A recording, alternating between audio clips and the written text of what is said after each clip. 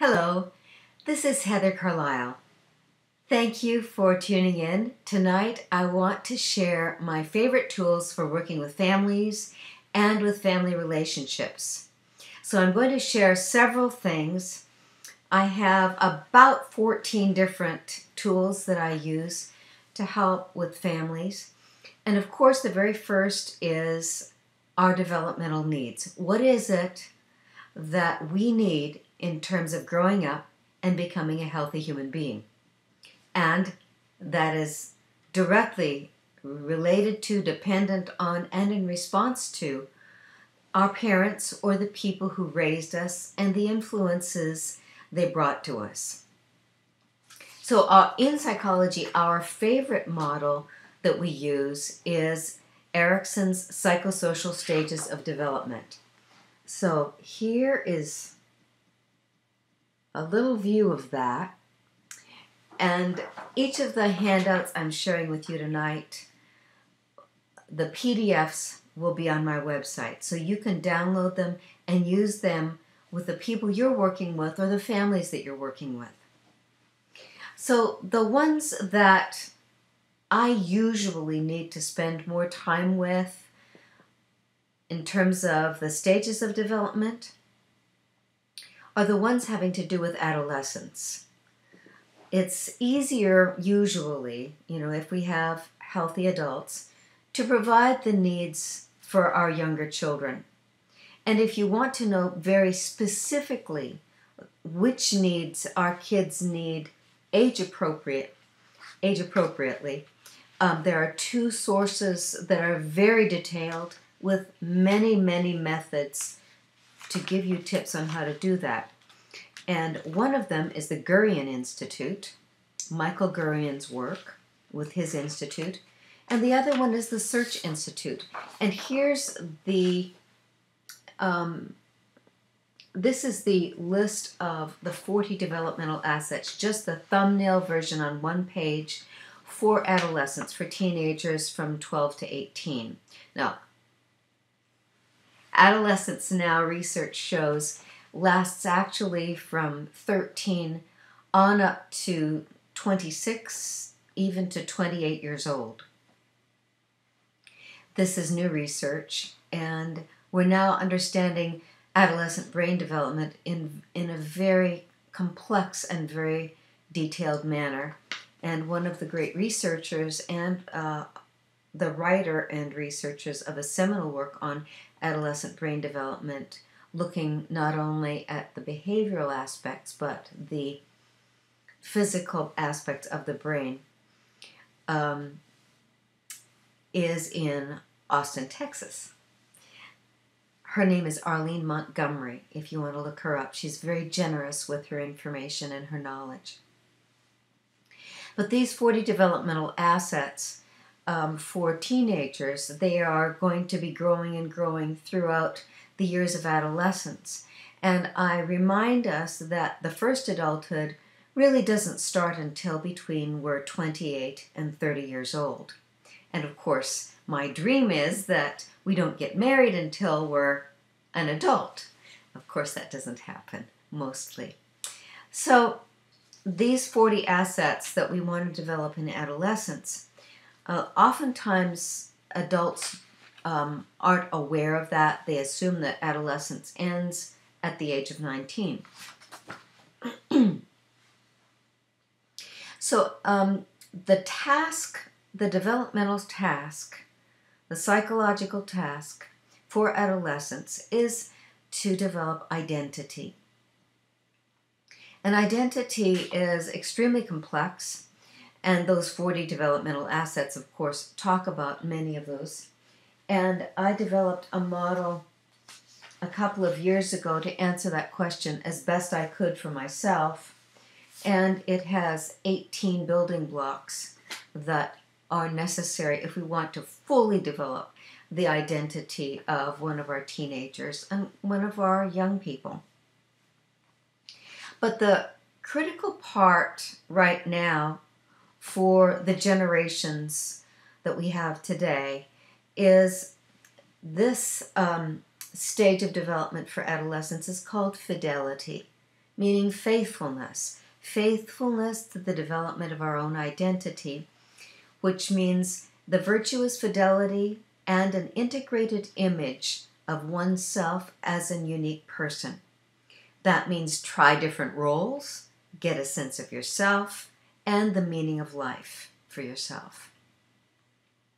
That is achieved by answering the question for an adolescent, which is, how can I fit into the adult world? Who am I?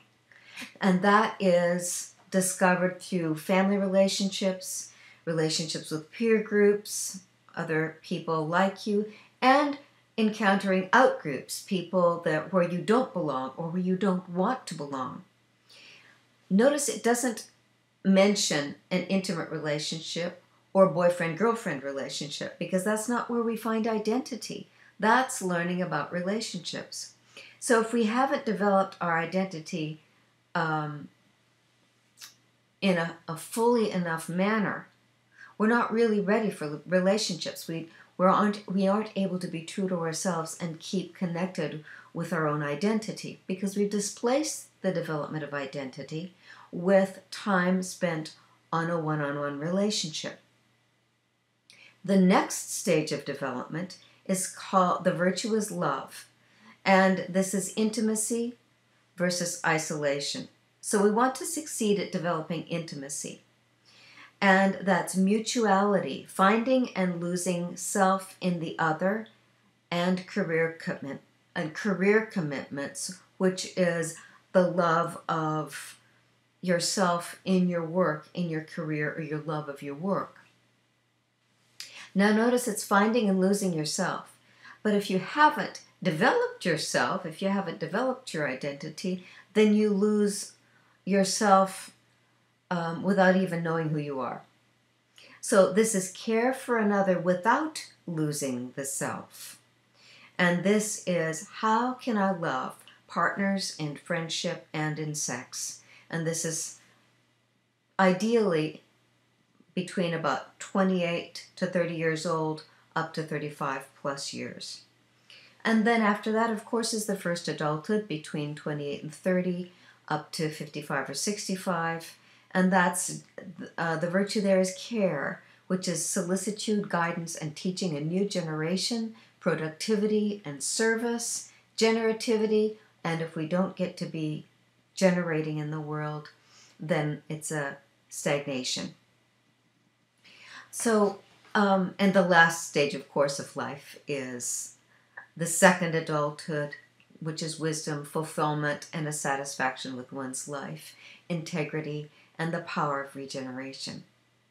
But notice I just shared with you in detail mostly those two stages, where it's the adolescent stage of finding your identity, and then the second stage of finding a love relationship and a relationship with your generative work world.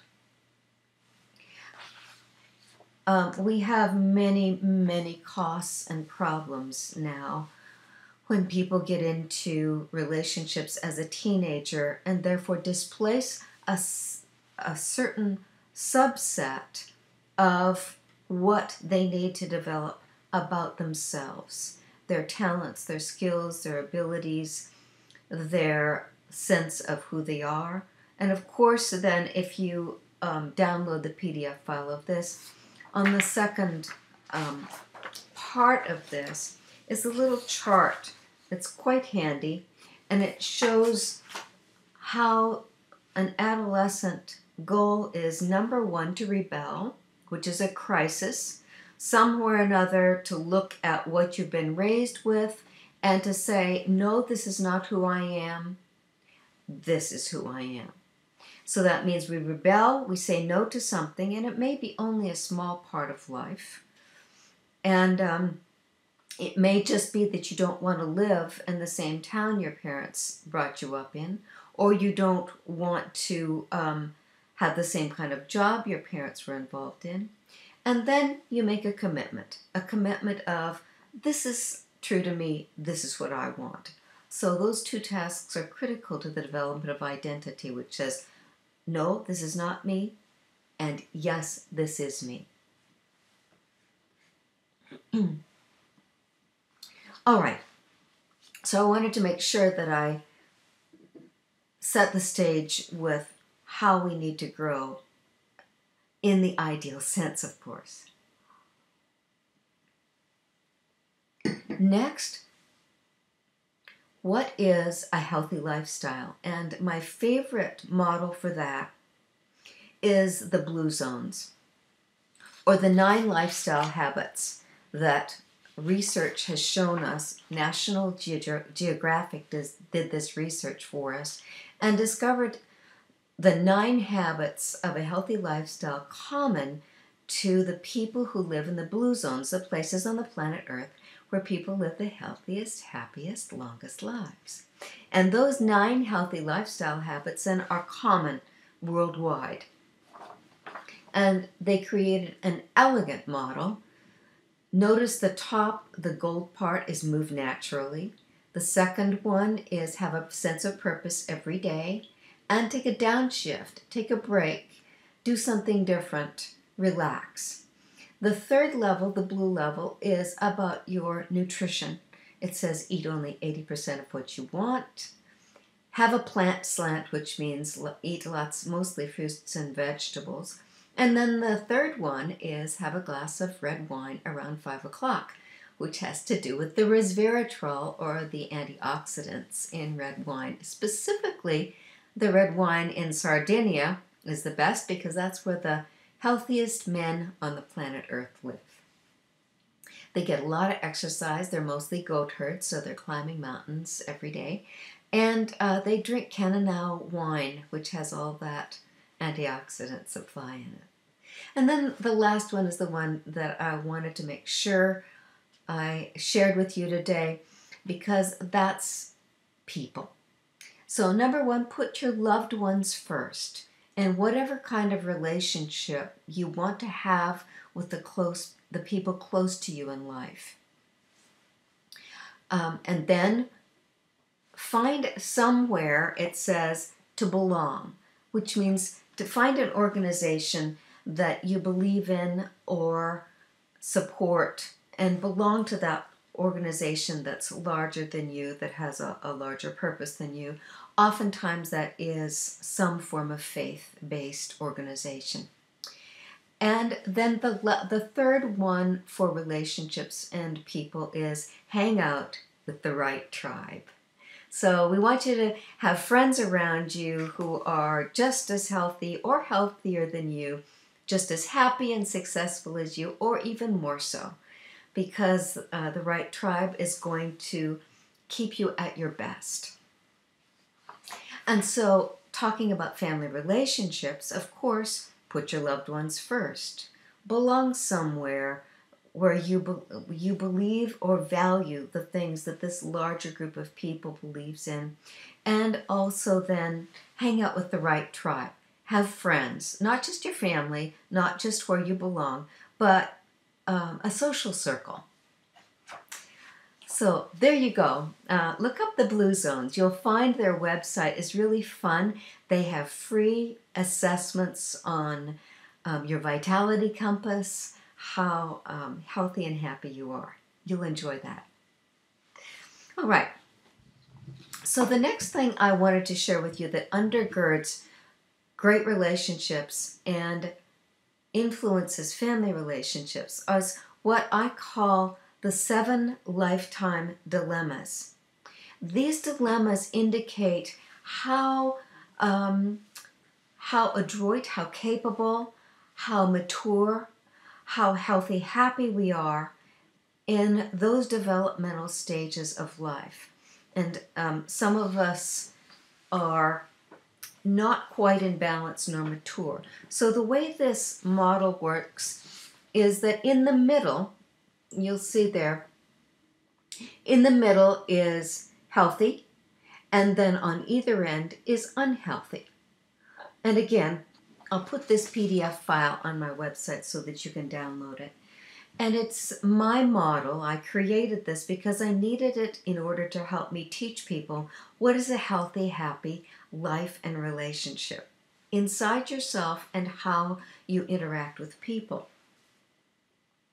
And so I ask people to put a mark on each of these continua, and there are 7 of them, to see where they are. And sometimes all I need to do is introduce this to someone, and they look at, oh my gosh, I'm down at this end. That's what's at the other end. This is what I need to come towards the middle to find a healthy aspect of balancing both sides or integrating both sides. The first one is, and these do coincide with Erikson, in general with Erikson's developmental stages, but it gives you a sense of how we are along the continuum, so that it's not black or white. It's not this is perfect and this is not good. It's a continuum where we get a little more this way and then we get a little more that way. So it's more artful, and it's more sensitive that we're always learning things this way or this way, and we need both. The first one is trust. So trusting and safe and secure. And one way towards this end is being too naive and too optimistic. That's the overprotected innocent. And then over on this side is the suspicious pessimist, which is the abandoned orphan, because we know that not everything was perfect, but there is a wonderful part of life. And we want to find that place in the middle where we're intelligently safe. Then the second dilemma is about bonding and belonging. And of course then, this sets the stage for how well we do in relationships. Are we bonded? Do we belong?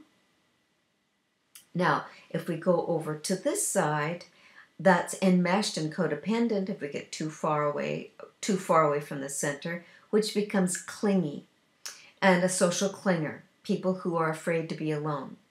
Then if we go on to the other end of the continuum of bonding and belonging, we are then an isolate, an avoiding isolate, and we are a detached withdrawer. We want to have the ability to detach and withdraw from situations that aren't good for us, and then we want to have the ability to bond to the people whom we love and we're friends with. So that's a discernment there. Where do I move away from people, and where do I move closer to people? The third continuum is about our confidence, or our self-esteem, our sense of worthiness, and our own, in that sense, our own self-concept or identity. How we feel about ourselves, our beliefs about ourselves. So if we go down at this end, we become, both of these are being victimized because it's about our self-worth. And we want to be a worthy person. So on this end, the victim is an aggressive victim who is a dominating bully, because a bully is trying to defend themselves because they don't feel worthy of, or they feel victimized in some way. And then if we go down at the other end, that's the passive victim, or the person who can become low self-esteem, feeling unworthy, and whines about being victimized, rather than coming to the middle where we know we're worthy, and we know that there's always something that we can do.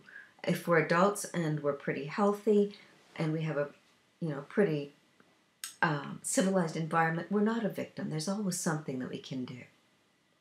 So that's the third dilemma. The fourth is being empathetic and compassionate in relationships, of course, and to ourselves. So if we go one side away from center on being empathetic and compassionate, that's where we get to be a selfish user and an egocentric taker. These are the people who have empathy only for themselves and what they want, and they will take it without conscience. And then if we go to the other side, we have the people who are manipulative because they feel victimized, and they're a pleaser, and they're then for needy, and they are a giver, an overgiver, or a martyr. So we want to be empathetic with ourselves and others, but not to the cost of ourselves, or not to push other people around. So always be interested in answering any of the questions that you have on these models that I'm teaching. Again, this is the 7 lifetime dilemmas. So now we're going to look at the 5th dilemma, which is self-mastery, or self-discipline, or willpower. How we choose, how we make choices that are wise and are successful. So on one side, we become a self-saboteur by being too aggressive and too controlling and too punishing. On the other side of the dilemma, we sabotage ourselves by being too passive and too entitled or indulgent. So this is the loose side, and this is the tight side of self-sabotage. Then the 6th dilemma is what I call volitional thinking. And this is one of the places where many of our teenagers are not very developed, because the adults kind of let go in later adolescence, and the teenagers end up raising themselves, or they are schooled in a university or a guild or under someone in the business world, but the adults at home haven't engaged them into conversation to use their mind at mature levels. Not just about knowledge and learning. So on one end of the continuum, we get narrow-minded people who are opinionated about their beliefs and stiff and tight. And then on the other end of the ability to use your thought processes at a higher mature level are the people who are impulsive, have impulsive beliefs, who have attention deficit, so they don't have the ability to focus their mind. That's about volitional thinking. And I want people to be able to use their thought process and their brain at the highest and most complex levels that an adult uses, not just teenagers. Okay, and the 7th lifetime dilemma is about character and integrity. And on one end, we have the person who is unethical, and therefore we betray ourselves with being a corrupt cheater and being unethical and doing things that are dishonest or lying. And then on the other end of the integrity continuum is the judging saint, the righteous betrayer. We betray ourselves on this end by being too righteous, too judging, too holier than thou, so to speak. As on this side, we betray ourselves by being unethical. So there you go. Those are the 7 lifetime dilemmas that I think all of us need to learn about, and that all of us as adults and as parents want to teach our kids and our young people so that they can conduct themselves with all of their potential, not only in terms of having a relationship with themselves, but a relationship with ends up being their beloved or their spouse or their intimate, and with their children, and then also, of course, with their neighbors, with their family of origin, their parents, their grandparents, their extended family. So those are the abilities that all of us need to develop, and we can consciously develop all of them to some degree or other. You know, one of the things that we usually look at that we develop is our intellect, our, so to speak, IQ, our intelligence. That is pretty much set by the time we're in our early teens. The other things we grow indefinitely through our lifespan, especially our emotional intelligence or our ability to use our discernment. So let me see. Oh yes, the 4 C's of health, internal health rather than physical health. You'll like these. Number 1, contented. Happy, peaceful, harmonious. Happy, peaceful, harmonious people are so healthy, so contented. And we want to have a relationship with ourselves and with those around us so that we structure a lifestyle that gives us contentment. The second C of a healthy lifestyle is caring, to be affectionate and respectful.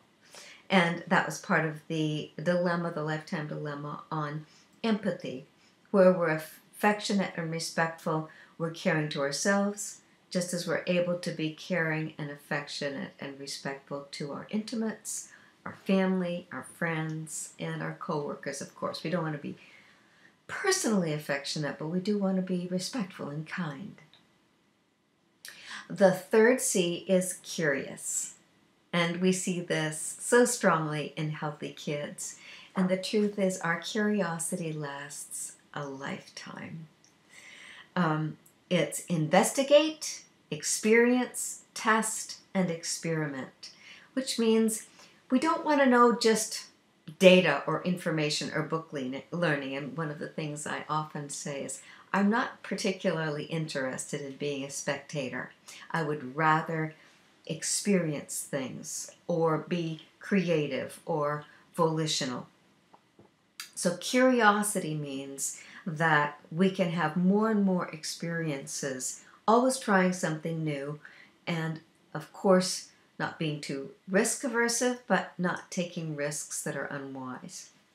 And then the last one, number 4, the fourth C of health is creative. Building, creating, doing things new. It's inventing, creating new designs of anything. And of course, you saw my 7 lifetime dilemmas. Well, I needed that tool, so I created it. And my profession as a counselor, as someone who works with marriage counseling, with depth psychology, with mentoring people, it is a new profession. And so I'm lucky to have the luxury to be creative all the time in this profession. So the 4 C's of health: contented, caring, curious, and creative. So if you want to enrich your relationship with yourself and have a happy, good life, and you want to enrich your relationships with others, keep those in mind, especially with your kids, especially with your family members, so that you're not just sitting around kind of with your hands in your lap. You know, if you can plan your activities with your family members so that it's happy, peaceful, harmonious with them. And if you don't have those kinds of relationships with happy, peaceful, and harmonious with your family members, you might want to look at some tips on how to understand angry kids or discontented kids or in-laws or family members, because it's really important to have a healthy life. And that means figure out what is it that you can do to create that happy, healthy, peaceful relationship with the people around you. Affectionate and respectful. So be careful that you don't allow people in your home to be disrespectful or to be insulting or be discourteous. That's something that we can determine, especially in our own home. Curious, investigating things, playing games, learning new things. We want to be flexible so that we can be curious. And some people have a very difficult time being flexible, don't they? Which means we need to set it up for them to have a win and to be able to have a conversation about something where people are not going to be resistant or pushing away.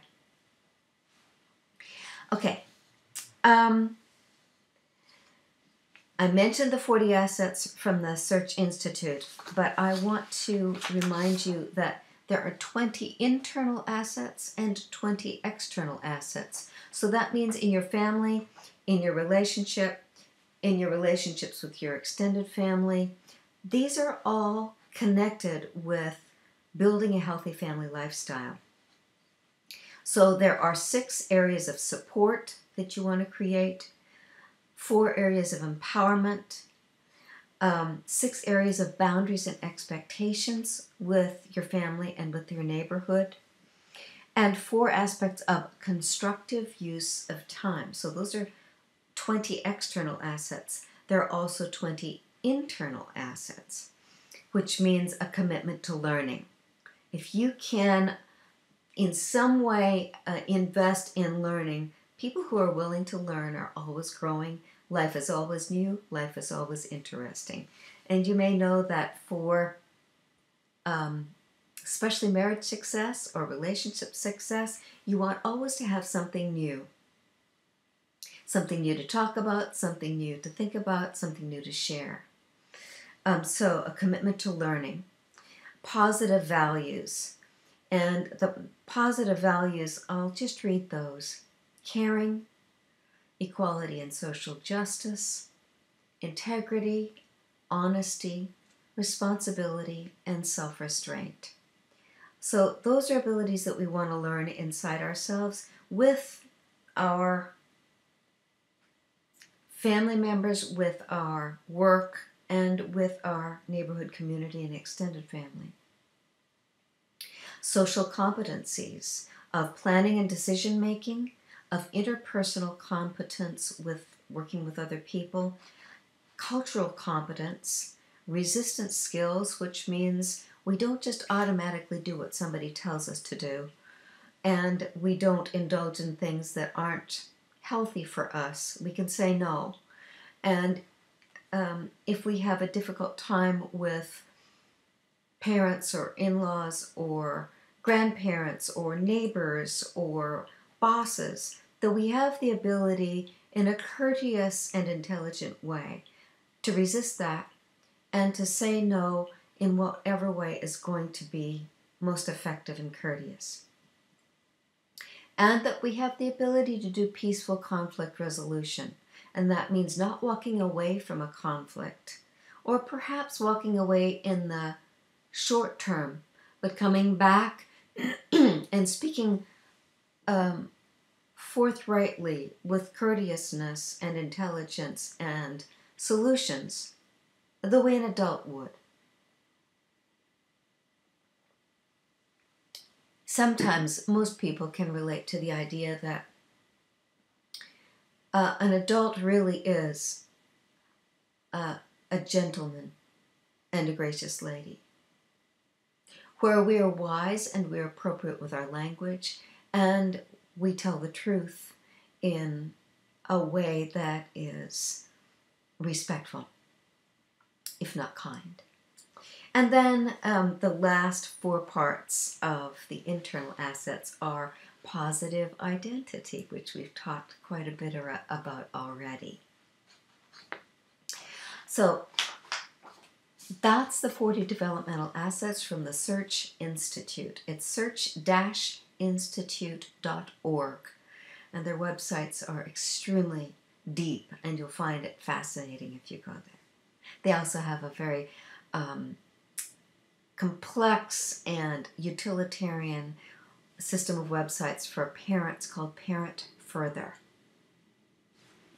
Okay, I also wanted to mention to you for my best tool in relationships is called the Enneagram, and this is what it looks like.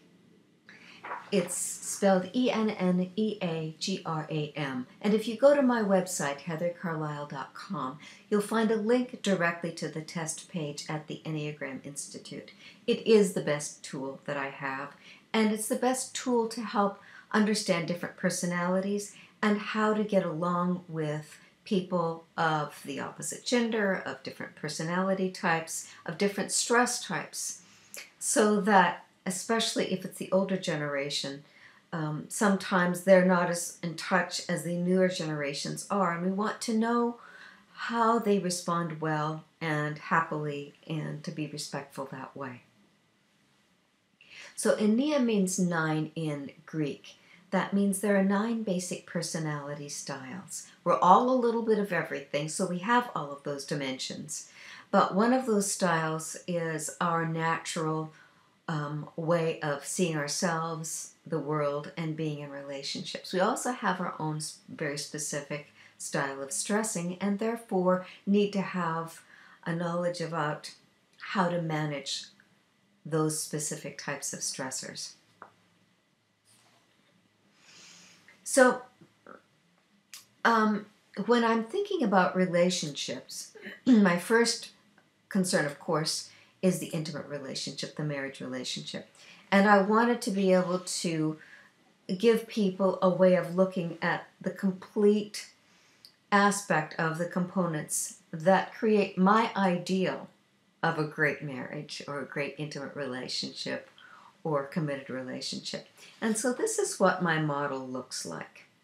So these are the components of a marriage or an intimate relationship and the supportive lifestyle necessary to create this relationship. So notice up here the blue is the man, the pink is the woman, and they create this which is within the heart, and that is their intimate relationship. And then these down here are the external components that are necessary to keep that relationship healthy and happy. So inside the heart are know yourself, have common values, be best friends with communication, have emotional intimacy, have a romantic bond, and share happiness, positive sense of humor, respect for life, a sense of goodwill. Those are the internal aspects that a couple creates together with each other.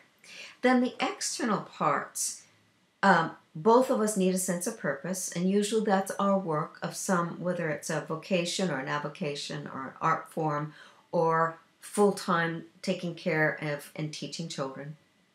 Then our play.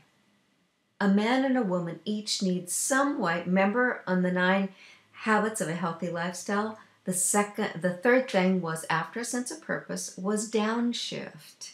So we need a way to get away, downshift, play, meditate, take care of ourselves as an individual.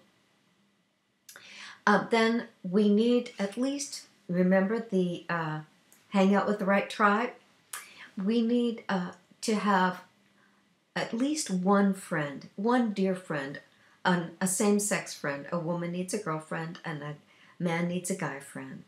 And maybe 2 or 3, but we need at least one so that we have a way to connect with ourselves with someone of the same gender. And, sometimes it's an athletic connection where you play tennis or squash, or you go to the local quilters guild and do needlework together or play bridge, something, or belong to a nonprofit together, work out together, something.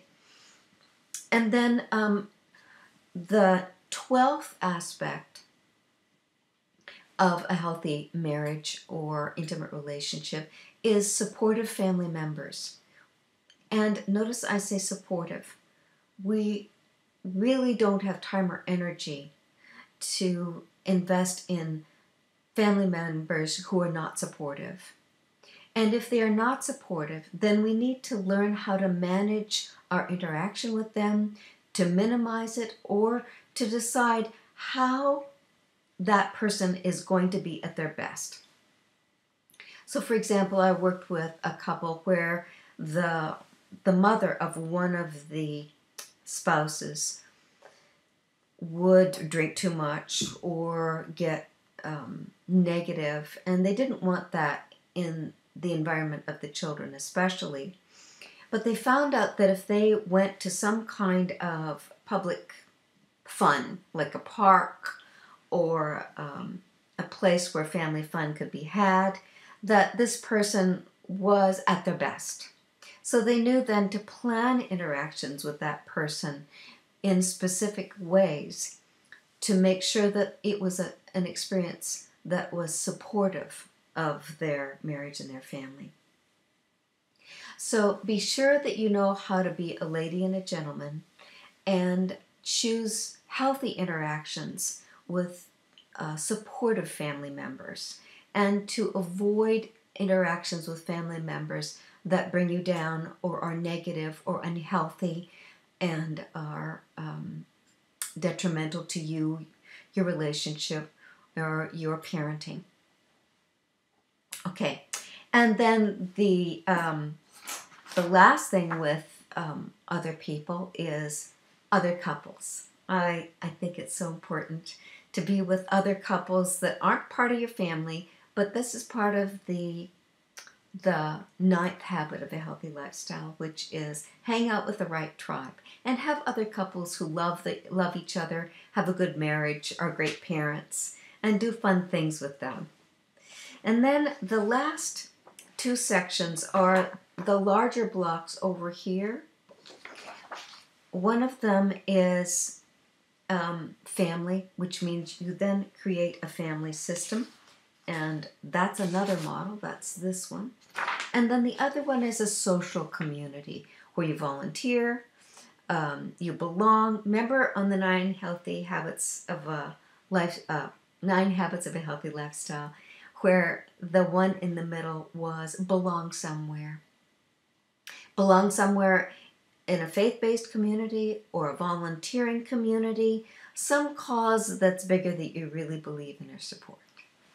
And then this is the way I draw healthy family relationships. Now notice over here, this is the man and the woman and 2 kids, and they're all separate. And over here, they're all on top of each other. This is too loose, this one is too tight.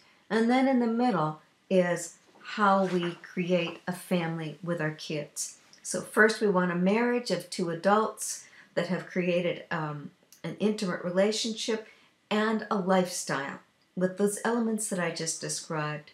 Then we bring in the kids, and they are born into a great marriage so that these people are now not only husband and wife, but they're co-parents. And that they have a lifestyle where the kids have supportive family members, they have a faith-based or volunteer community with a higher cause, and they have kind of informal aunts and uncles or a social community that they're part of. And I want to share a little piece of research that I just found recently. Actually, within the last 2 years, I got this. The predictor of health and success when kids go off to university or college. The number one predictor of their success, in the first year at least, because they do need emotional support, is their moms and dads, their parents, the adults' social life or social circle. Isn't that interesting? Because the kids in high school, the teenagers, when they leave high school, their community separates and goes to their own jobs or schooling. And the community that remains is the one at home, their mom and dad and their mom and dad's friends, and that social circle. They know these people, they're supported by these people, and when they come home, there is a social system there. Neighbors, community, friends that support them, encourage them, and are, in essence, then, a sense of their own cultural identity. Okay. So there's that.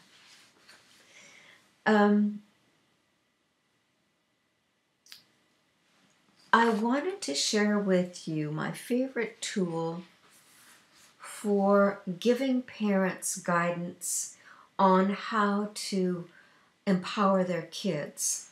And this is from the Virtues Project, or the Family's Virtues Guide. Let me show you. This is my handout. There's a PDF file on my website. This is the book, The Family Virtues Guide. This guide has been taught all over the world in most countries on the planet Earth. It describes 52 universal virtues, the goodnesses in people, and how, in a very brief, direct way, how we live those. I am looking for it on my bookshelf. I know that I have the original Family Virtues Guide, which is this one, and it's a larger than the one that's now printed. But you can see it's very simple. There are only 2 or 3 pages on each, 4 or 5 pages on each virtue, and you can take those into a family meeting when people have family meetings at the end of the week, and you can, since there are 52, you can choose one each week of the year. This, though, reminds us of supporting our kids so that they mature and they grow in the healthy, strong ways best for them. And so it describes 4 parental roles, and I'll show you. There's the little diamond that's in the book. The educator, where we recognize teachable moments with our kids, where we get to show them certain things. Number 2, the authority, where we set clear boundaries, where we know how to say no and how to set a child up for a win, and that we keep them on track without hurting them, without punishing them. The old way of helping keep someone on track or helping motivate someone in a certain direction is outmoded, and frankly, it's extremely unhealthy, and we call it reward and punishment, or the carrot and the stick. And if you think about it, the reward is a bribe, which is manipulative, and punishment is now illegal. It's abusive, and that's also coercive. So then what are the true sources of motivation? Well, we have a lovely book right now. Let me just get it. I know it's over here.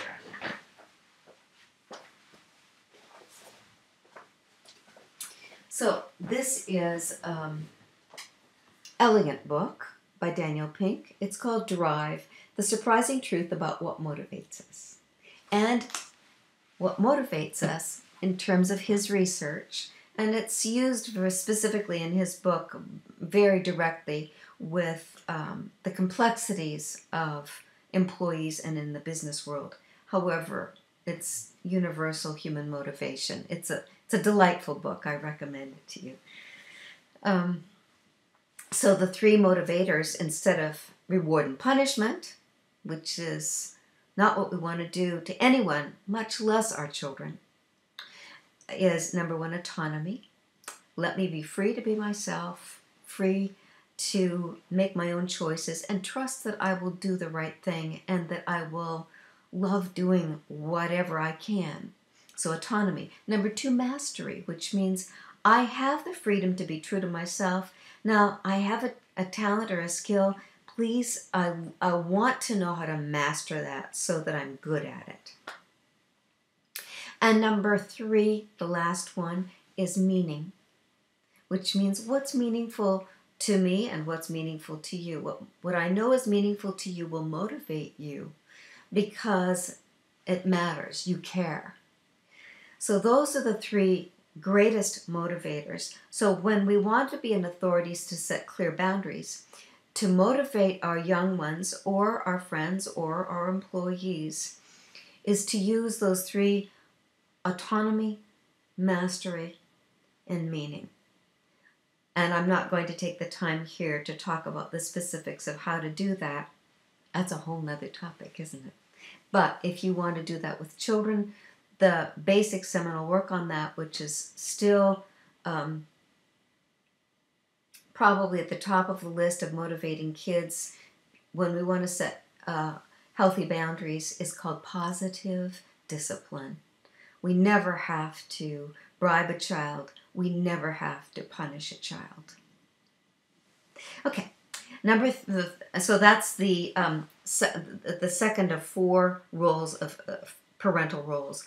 The third role is the counselor, which is offer spiritual companioning. Offer companioning. And This is free on the website from the Virtues Project. It's a little description on exactly how to offer companioning. And one of the problems that we have that's pervasive and deeply concerning to me is our angry children, and mostly our angry children have complicated bereavement, which means the adults don't know how to grieve, and they don't know how to companion the children to grief, to finish grieving or letting go of what it was that they lost or was taken away from them that they didn't have a choice about. So this spiritual companioning helps in the most direct, elegant, understandable way I know. So I recommend it highly to you. And then the fourth parental role is guide. Honor their spirit. Honor the sense of this child and their identity. And guide them in the way that empowers them, that shows them how to be autonomous and true to themselves, shows them how to master themselves, so that we set them up for a win and empowerment. You'll love this handout if you download the PDF from me. One of the things that we want for relationships, and so I teach this as a marriage counselor, are the wonderful 5 love languages, although I have in my book, Designer Marriage, the 7 love languages. But there also, we can from Focus on the Family, we have the 5 love languages of the family or of teenagers. And so here's a brief page describing that, which is the love language, the actions, how you communicate it, and what you want to avoid. So this is a way to communicate in relationships with your family members using the 5 love languages, which are words of affirmation, quality time, receiving gifts, acts of service, nice things that you do for each other, and the way you touch each other, which is hugs, pats, sitting close, facial expressions. So we want to deliver kindness and love and courtesy and care in relationships. And the greatest researcher about marriage, Dr. John Gottman, one of his rules is the 5-to-1 rule. If we are experiencing something difficult, or a slip where we're discourteous, or we're mean, or we are off kilter that day, if we've had 5 experiences of being loved, then we can let it go, which means we want to pour on the love all the time. And I think it's easy to forget that when we are kind of in the rhythm of our day-to-day life with our family, or when we are with family members that are a little grouchy or difficult to be around. If we continue to deliver kindness, caring, and love, it can be disarming. It can be something where we get more positive results than we can imagine. I often do this with couples in my private practice office. I ask them to admire or appreciate the other person for something. And as they do that, I can see that it's not the common thing that they do. They're not used to it, and that it really makes a difference immediately. So take that to heart. I have a little quiz here, which is the 5 love languages, and it's a children's profile quiz where you can ask children these questions. So I like to receive notes of appreciation, or I like to be hugged. Which one do I like best? I love to go places with friends and loved ones, or I like to high five or hold hands with people who are special to me. So you're helping identify the top love languages of a child, because that's what they need more than anything, just like any one of us at any age. I wanted to also share with you the 7 generations of spiral dynamics. So different generations have different ways of thinking about themselves, the world, their culture, and other cultures. And spiral dynamics is the fastest, most direct, elegant way I know to be accurate about these. So here's a nice little view of the 8 different views of life.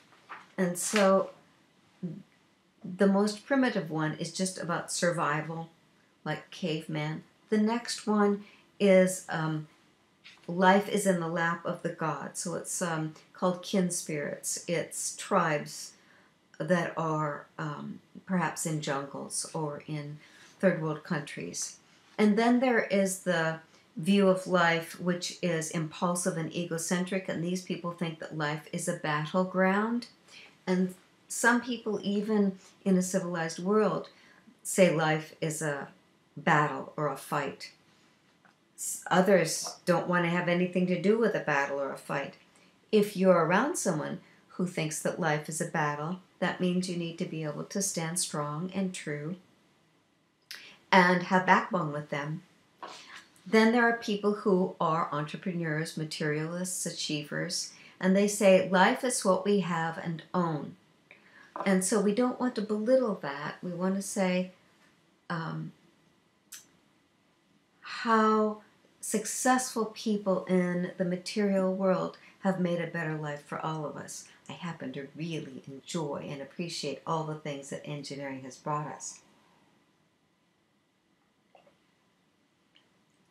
There is another view of life that's called truth force, which is purposeful and authoritarian, and they view life is God's will and law. So they're motivated by laws and following constitutions or commandments or codes, and they are very devoted to principles. And children should be educated to follow the rules. That's one of the generations that currently exists. Then the next generation is what we call human bond, and it's communitarian, egalitarian, where people think that life is community and life is precious. And so these people think about Earth's resources. They want a free society from greed, and they say money doesn't buy happiness. So there's that view of life. And then there's another view of life that's integrative, that says life is learning and life is continual change. And so these people are motivated to learn and understand the complexities of life. And material possessions become far less important to learning in life. They're quite flexible, and weaknesses and differences are expected by them and integrated and taken care of. And then the last of these 8 different views of life is the holistic view, which is life is an evolving, interacting whole, where people are motivated to help everything connect together around the planet Earth. And if you think about this, technology has begun to really connect us in many, many ways.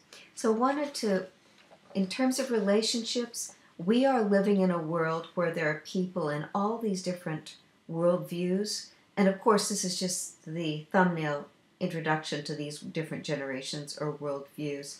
There's an endless supply of information and quizzes and assessments about spiral dynamics, and the experts who teach it worldwide. But I wanted to remind us to respect people in their different worldview, and that means that we don't try to change them. We want to respect them as they are and sculpt our relationships so that we are the lady and the gentleman. We're appropriate with people and understand what their worldview is and how to be respectful of that, and yet how not to let that be a negative influence on ourselves or our worldview.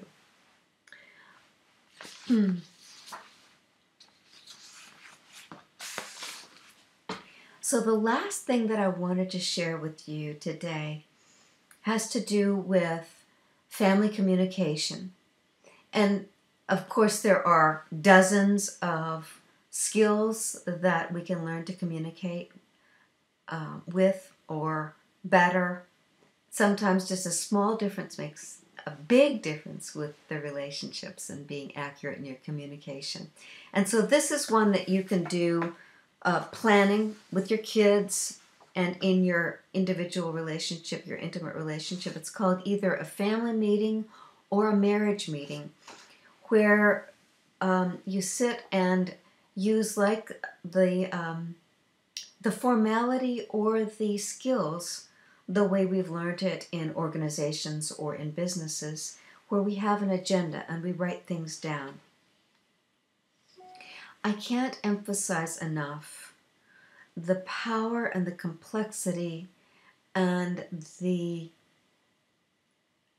accessibility in writing.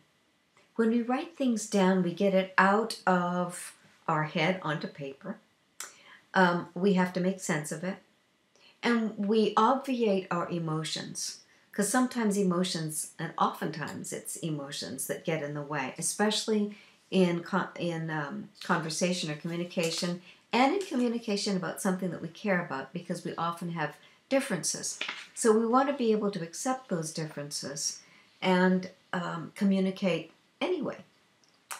The first thing that I do when in working with couples is a listening assessment and an expressing assessment, so that we stop arguing, we stop fighting, we stop trying to change another person, accept the differences. And I think about it as we air our grievances safely, intelligently. So this is Lessons in Communication for a Family. And this is about family meetings. So there's a description here about how family meetings go, the format, how you set up safe communication. The adults want to learn this. And if the kids are old enough, what you want to do is share the chairmanship so that the chairman rotates every week. And the kids love this. As a matter of fact, I know families where when they start family meetings and they forget to have their weekly family meeting, one of the kids says, well, we didn't have our family meeting. Are we going to have our meeting? They love it. And so then here is a nice agenda that you can put on the refrigerator or a bulletin board, where people are free to put on it once they learn how to use it, new agenda items or things that they want to talk about. It can be a complaint that you need to change, some kind of a household chore or some misunderstanding. It can be planning a vacation. It can be thinking about the holiday season. So this is the way to do it, the way an adult would teach a child. Also attached to this is a list of topics that adults can choose, just like with the Family Virtues Guide. You can choose a topic of conversation and ask the kids what they think. This is the way to get to that sixth continuum of the lifetime dilemmas, which is volitional thinking, where we introduce topics to help our kids think about something. So like here, being helpful. Who are you? How to develop patience. What are natural consequences? Being thankful. We want to engage our kids in these conversations. And it's good to engage our kids in these conversations also when older people are around, so that there's a common language there. And because of that, I wanted to share with you, sometimes we get in a sticky position with our extended family. And so then I found a wonderful source online with many blogs and articles from a woman whom I admire very much. Her name is Beverly Amsel, A-M-S-E-L. And so her website is beverlyamselphd.com. And if you're interested in articles about family members and individuation with teenagers, with extended family members and in-laws, she has very direct and readable articles on probably about 30 topics. So I recommend that to you very sincerely. One of the things that she talks about is the difficulty with individuation from our family, because then, of course, as I was talking about in the very beginning of this conversation, how teenagers need to find themselves, which means they need to individuate themselves from their family. Remember, they need to rebel, which means they separate from the family, and they need to make a commitment to what they really want. That separation from being, in essence, a part of the family to being an individual that's part of the extended family now, that is quite a complex endeavor to accomplish. And if you go to my website, the page on parenting has my materials on what I call keeping our teens on track, to make sure that they don't just split off and that we let them go. And the way we talk about it in parenting is the young ones, we need to manage them. And we want the teenagers to manage themselves, but we need to, one by one, take the things that we've been managing, give them to the teenager until they're managing them successfully by themselves. And we don't presume that they're going to do it quickly and easily all alone, that we keep companioning them through that. But the process of individuation sometimes is fraught with all kinds of difficulties for both the parents and the teenagers, and also the teenagers then from the family and the young people from the family once they go off to college, graduate from college, get married, have their own kids. It's still part of that process of individuation, taking yourself out of the family and being true to yourself and finding your own life.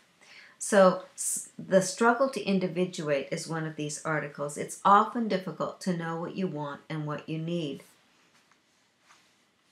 So I want to share this with you. In the process of developing our own voices, our individuation, we develop a sense of self in relationship to the significant others in our lives, our family members. Growing up, our parents, our grandparents, siblings, peers, they act as mirrors and reflect back to us their ideas about who we are and what we are about. The more significant the relationship, the greater impact our ideas about who we are. But when that other person takes up a lot of space in our heads, maybe too much space in our heads, they interfere with our growth as an individual. And sometimes we accept the views others take of us and don't question them to find out how to be true to ourselves. So this is a part of the separation and individuation when it's problematic. One other piece I wanted to share with you about this. How this person wants to please everyone because he has learned that people, parents, don't want him to be upset or angry or frustrated. So he doesn't feel that he can do well at work because he hasn't learned that it is okay to fail and struggle before you succeed. His parents thought they were protecting him, but he is not prepared to go into the world with the idea that his needs and feelings matter and that he can take care of himself. He has never learned to struggle and fail and then succeed. This is what overprotection does. He has never been helped to trust his own voice, accept his own feelings, and know how he can cope with the difficult ones. He hasn't become an individual who knows that he has what it takes to get what he wants in his relationships and from the world. So that's overprotection. And then you and I also know young people who are not offered the guidance, the counseling, the spiritual companioning, or they haven't been able to find themselves because they're then seduced into hanging out with other outcasts or kids that haven't been protected and mentored. So there's overprotection, and then there is just abandonment. And what we want is, as again, it's a continuum, isn't it? And health is in the middle, and too much or too little, too tight or too loose on either ends of the continuum. So thank you for listening to this talk about relationships and communication and relationships with ourselves, our intimate relationships, and our friends. And I want to remind you where we started. The model that I find absolutely elegant is the 9 habits of a healthy lifestyle. There's a lot about that. There are 2 books about it. There are even communities who are now devoting themselves to what they call Thrive, which is living to these 9 habits of a healthy lifestyle. So I hope that this has been fruitful and helpful and pragmatic and methodical for you. You'll be able to find the PDF files on my website for your own use. And if you have any questions, you always know where to find Heather Carlile, because it's heathercarlile.com. Thanks for tuning in, and I'll talk to you later.